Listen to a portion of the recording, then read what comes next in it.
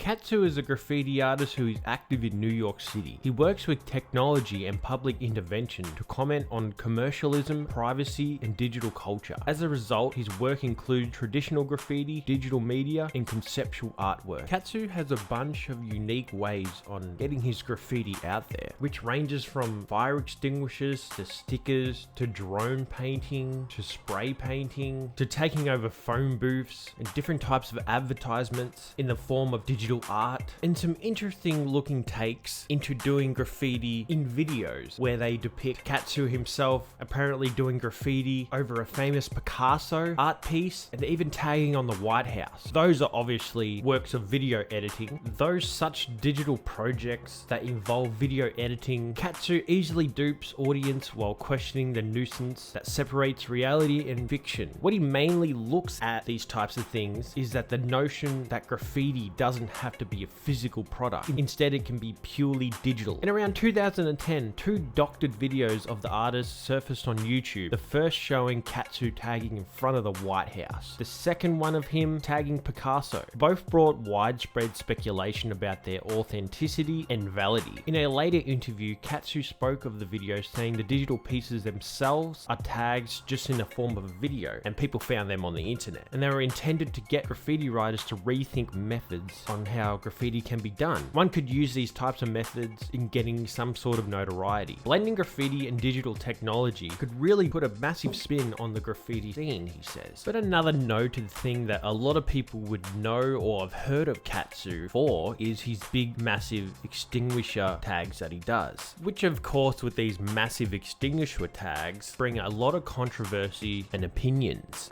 Which of course these extinguisher tags are actually real and actually cause actual damage. In early 2011, Katsu executed an extinguisher tag on the facade of the Geffen Contemporary at Mocha. The show was already under media scrutiny for being a thoroughly sanitized history of graffiti and street art. As a result, the event received wide media attention with the original YouTube video of the extinguisher piece going viral. Katsu has since said that the tag was an attempt to test their motives. The piece was placed on a wall initially intended for a certain person, but was later painted over, despite reported efforts by a bunch of street artists like Shepard Fairey and Neckface to leave it be for the duration of the event to make room for a tribute to graffiti artist Blade. Katsu continued to experiment with the medium, and in January 2013, several buildings around Detroit were reported to have been vandalized with large tags that appeared to be made out of paint with enamel-filled fire extinguishers. These were attributed to him after 3 large Katsu tags carried out with similar customized fire extinguishers appeared in the area shortly after. And around the same time in about 2011, Katsu took over approximately 100 phone booths around New York City, replacing the advertisements with his own posters featuring celebrities and the logos of predominant corporations and institutions. This was a part of the Free Art and Technology Lab exhibition at iBeam. In 2013, the artist executed a wild posting campaign in New York City featuring an image of Mark Zuckerberg, photoshopped with a black eye. Later commenting on it, Katsu responded, "We're at the fork in the road with the web. It is being understood as a fundamental part of our evolution as a species. There are some that are fighting to protect privacy, anonymity, and freedom, and those who are trying to control, monitor, and make profits from it. I want to let people know my beliefs."